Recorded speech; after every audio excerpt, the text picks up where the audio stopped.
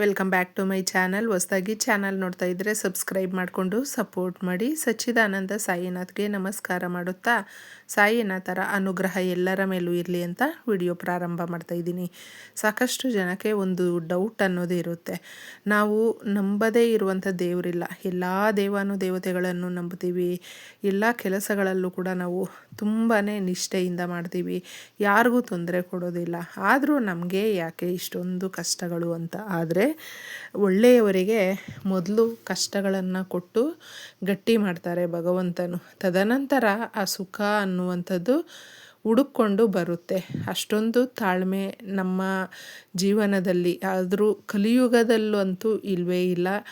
ಬರುವಂಥ ಕಷ್ಟಗಳನ್ನು ಈಗಿನ ಕಾಲಮಾನದಲ್ಲಿ ಪ್ರತಿಯೊಬ್ಬರಿಗೂ ಅವಶ್ಯಕತೆ ಇರುವಂಥದ್ದು ದುಡ್ಡು ಸಾಕಷ್ಟು ನಮ್ಮ ಸುಖ ಸಂತೋಷಗಳನ್ನು ಅದು ಪೂರೈಸುತ್ತೆ ಅನ್ನುವಂಥ ದೃಷ್ಟಿಕೋನದಲ್ಲಿ ನಾವೆಲ್ಲರೂ ಇರ್ತೀವಿ. ಆದರೆ ಅದು ನಿಜವಾಗ್ಲೂ ತಪ್ಪಾಗುತ್ತೆ. ದುಡ್ಡು ಜೀವನಕ್ಕೆ ತುಂಬ ಅವಶ್ಯಕತೆ ನಿಜ, ಆದರೆ ಎಲ್ಲವನ್ನೂ ಕೂಡ ದುಡ್ಡೇ ನಮಗೆ ಕೊಡುತ್ತೆ, ಫುಲ್ಫಿಲ್ ಮಾಡುತ್ತೆ ಅಂತ ನಾವು ಭ್ರಮೆಯಲ್ಲಿ ಇರಬಾರ್ದು. ಈಗಿನ ಯಾರನ್ನೇ ಬೇಕಾದರೂ ನೀವು ಕೇಳಿದ್ರು ನಿಮಗೆ ಏನು ಸಮಸ್ಯೆ ಇದೆ ಅಂತ ಹೇಳಿದ್ರೆ ನಾವು ಏಳಿಗೆ ಆಗ್ತಾಯಿಲ್ಲ, ಹಣಕಾಸು ಅನ್ನುವಂಥದ್ದು ಕೊಟ್ಟು ಬಿಟ್ಟಿದ್ದೀವಿ, ಸಾಲದ ರೂಪದಲ್ಲಿ ವಾಪಸ್ ಬರ್ತಾ ಇಲ್ಲ, ಅಥವಾ ನಾವು ಸಾಲ ಕೇಳ್ತಾ ಇದ್ದೀವಿ ಅಚ್ಚುಕಟ್ಟಾಗಿ ಒಂದು ಸಮಸ್ಯೆ ಬಗೆಹರಿಸ್ಕೊಳ್ಳೋದಕ್ಕೆ ಅಂತಲೇ ಒಂದು ಪ್ಲ್ಯಾನ್ ಮಾಡಿಕೊಂಡು ಕೇಳ್ತಾ ಇದ್ದೀವಿ, ಸರಿಯಾಗಿ ದುಡ್ಡು ಬರ್ತಾ ಇಲ್ಲ, ನಾವು ಅಂದುಕೊಂಡಿರುವ ಕೆಲಸಗಳಾಗ್ತಾ ಇಲ್ಲ. ಮನೆ ಕಟ್ಟೋದಿದೆ, ನಮ್ಮದೇ ಪ್ರಾಪರ್ಟಿ ಇದೆ, ಅದನ್ನು ಸೇಲ್ ಮಾಡಿ ನಮ್ಮ ಸಮಸ್ಯೆಗಳನ್ನು ಬಗೆಹರಿಸ್ಕೊಂಡು ಸಂತೋಷವಾಗಿ ಇರೋಣ ಅಂತ ಅಂದ್ಕೊಂಡಿದ್ದೀವಿ, ಆಗ್ತಾ ಇಲ್ಲ ಅನ್ನುವಂಥವರು. ಏಕೆಂದರೆ ಎಲ್ಲದಕ್ಕೂ ಕೂಡ ಒಂದು ಮೂಲ ಕಾರಣ ಅನ್ನೋದು ಇರುತ್ತೆ.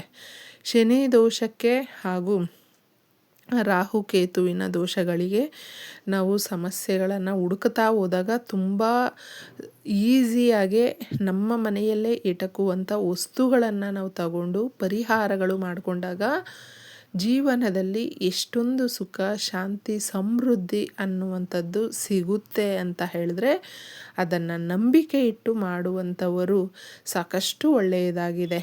ನಾವು ಯಾವಾಗಲೂ ಹರಿಯುವ ನೀರಾಗಬೇಕು, ನಿಂತ ನೀರಾಗಿಬಿಟ್ರೆ ಆಲೋಚನೆಗಳು ಬೇರೆ ಬೇರೆ ರೂಪದಲ್ಲೇ ಹುಟ್ಕೊಂಡು ನಮ್ಮ ಮನಸ್ಸು, ನಮ್ಮ ದೇಹ ಎರಡನ್ನೂ ಕೆಡಿಸಿಬಿಡುತ್ತೆ. ನಮ್ಮ ಮನೆಯಲ್ಲಿ ನಾವು ಯಾರ ಹತ್ರ ಕೂಡ ಚೆನ್ನಾಗಿರೋದಕ್ಕಾಗೋದಿಲ್ಲ, ಹಾಗೂ ಸೊಸೈಟಿಯಲ್ಲೂ ಅಷ್ಟೇ, ನಾವು ಕೆಲಸ ಮಾಡುವ ಜಾಗದಲ್ಲೂ ಅಷ್ಟೇ, ಎಲ್ಲ ಕಡೆ ಏನೋ ಒಂದು ರೀತಿಯಲ್ಲಿ ನಾವು ಒಬ್ಬಂಟಿಯಾಗೇ ಇದ್ಬಿಡೋಣ, ಯಾರ ಜೊತೆನೂ ಸೇರೋದು ಬೇಡ, ಎಲ್ಲರ ಹತ್ರ ಮಾತಾಡೋಕ್ಕೋದ್ರೂ ಮೋಸ ಮಾಡ್ತಾರೆ, ಈ ರೀತಿ ನಮಗೆ ಅನಿಸೋದಕ್ಕೆ ಪ್ರಾರಂಭ ಆಗಿಬಿಡುತ್ತೆ. ಅಂತಹ ಸಮಯಗಳಲ್ಲಿ ಮುಖ್ಯವಾಗಿ ಸಣ್ಣದಾಗೆ ನಾವು ಈ ಪರಿಹಾರನ ಮಾಡಿಕೊಳ್ಬೇಕು. ಕಪ್ಪು ಬಂಗಾರ ಅಂತಲೇ ಹೇಳ್ತೀವಿ ಸ್ನೇಹಿತರೆ. ಕಾಳು ಮೆಣಸು ಅನ್ನುವಂಥದ್ದು ತಂತ್ರ ಪರಿಹಾರಗಳಲ್ಲಿ ತುಂಬ ಮುಖ್ಯವಾಗಿ ತಗೊಳ್ಳುವಂಥ ವಸ್ತುಗಳಲ್ಲಿ ಇದು ಕೂಡ ಒಂದಾಗಿದೆ. ಇದನ್ನು ನಾವು ಕೌಂಟ್ಗೆ ತಗೊಂಡು 11 ತಗೊಳ್ಬೇಕು. 11 ಅನ್ನುವಂಥ ಒಂದು ಸಂಖ್ಯೆ ಏನಿದೆ ನಮ್ಮ ಸಮಸ್ಯೆಗಳನ್ನು ಬಗೆಹರಿಸುತ್ತೆ. ನಮ್ಮ ಮನೆಯಲ್ಲಿ ನಾವು ಏನೋ ಒಂದು ಲೆಕ್ಕಾಚಾರ ಮಾಡಿರ್ತೀವಿ, ಅಂದುಕೊಂಡಿರ್ತೀವಿ, ಆ ಕೆಲಸಗಳು ಆಗಬೇಕು ಅನ್ನೋದಕ್ಕೆ ಶುಕ್ರವಾರ ಸಂಧ್ಯಾ ಸಮಯದಲ್ಲಿ ನೀವು ಪೂಜೆ ಮಾಡಲಿ ಬಿಡಲಿ 6 ಗಂಟೆಯ ಮೇಲೆ ಈ ಪರಿಹಾರವನ್ನು ಮಾಡಿಕೊಳ್ಳಿ. ಅಕಸ್ಮಾತ್ ನೀವು ಪೂಜೆ ಮಾಡ್ತೀರಾ ಅನ್ನೋದಾದರೆ ಶುಕ್ರವಾರ ಎಷ್ಟೇ ಬಡವರಾದರೂ ಅಷ್ಟೇ ಸ್ನೇಹಿತರೆ, ಲಕ್ಷ್ಮೀದೇವಿ ಯಾವಾಗಲೂ ಅಷ್ಟೇ, ಯಾವ ಮನೆ ನೀಟಾಗಿರುತ್ತೋ, ಯಾವ ಜಾಗದಲ್ಲಿ ತುಂಬ ಗೌರವ ಇರುತ್ತೋ ಆ ಜಾಗಕ್ಕೆ ಸಾಕಷ್ಟು ಆ ತಾಯಿ ಶ್ರೀ ಮಹಾವಿಷ್ಣು ಸಮೇತ ಬರ್ತಾಳೆ. ಭೂರು ಸಂಚರಿಸಲು ಶುಕ್ರವಾರದ ದಿನಗಳಲ್ಲಿ ತಾಯಿ ಸಂಧ್ಯಾ ಸಮಯದಲ್ಲಿ ಬರ್ತಾಳೆ.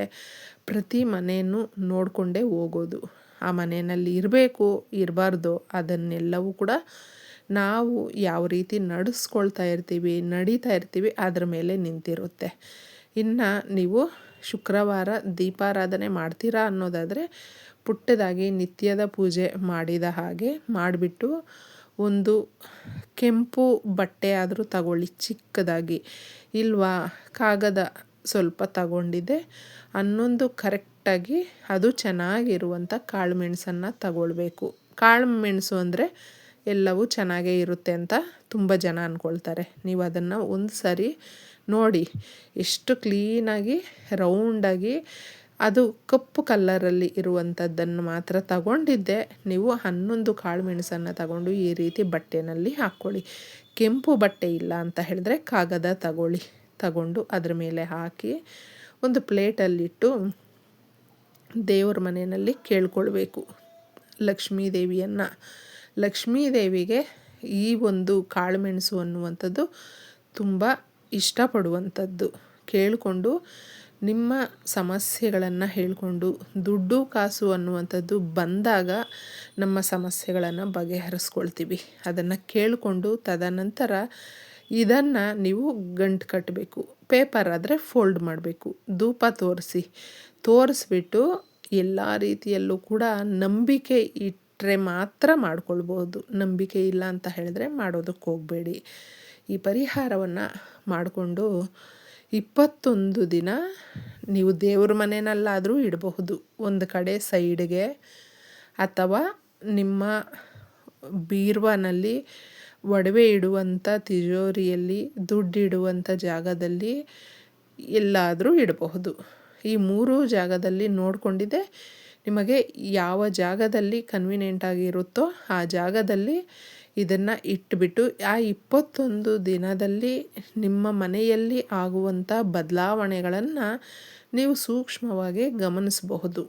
ಕೇಳಿಕೊಂಡು ಈ ಪರಿಹಾರವನ್ನು ಮಾಡಿಕೊಂಡು ತದನಂತರ ಅದು 21 ದಿನ ಆದ ಮೇಲೆ ಅದನ್ನು ತೆಗೆದು ನೀವು ದೂರಕ್ಕೆ ನಿಮ್ಮ ಮನೆಯ ಅಕ್ಕಪಕ್ಕದಲ್ಲಾಗಿರಬಹುದು ಗಿಡ ಮರಗಳ ಹತ್ರ ನೋಡಿಕೊಂಡು ಹಾಕೋದಕ್ಕೆ ಹೋಗ್ಬೇಡಿ. ಸ್ವಲ್ಪ ದೂರ ಹೋಗ್ಬಿಡಿ, ಎಲ್ಲಾದರೂ ಗಿಡ ಮರಗಳ ಹತ್ರ ಇದನ್ನು ಹಾಕ್ಬಿಟ್ಟು ಬಂದು ಇನ್ನು ನಿಮ್ಮ ಕೆಲಸ ನೀವು ಮಾಡ್ಕೊಳ್ಬಹುದು. ಇದನ್ನು ನಾವು ಹಾಕುವಾಗಲೂ ಕೂಡ ತುಂಬ ಎಚ್ಚರಿಕೆಯಿಂದ, ಸಾಕಷ್ಟು ಜನ ಆ ದಿನಕ್ಕೆ 21 ದಿನಕ್ಕೆ ನಮಗೆ ಮನೆಯಲ್ಲಿಯೇ ಏನಾದರೂ ಹೆಣ್ಮಕ್ಳಿಗಾದರೆ ಪೀರಿಯಡ್ಸ್ ಆ ಥರ ಇದ್ದರೆ ಅದನ್ನು ಬಿಟ್ಟು ನೀವು ಕಂಪ್ಲೀಟಾಗಿ ನಿಮಗೆ ಒಂದು 5 ದಿನ ಮುಗಿಸ್ಕೊಂಡ ಮೇಲೆ ತಗೊಂಡೋಗಿ ಹಾಕ್ಬಿಟ್ಟು ಬರಬಹುದು.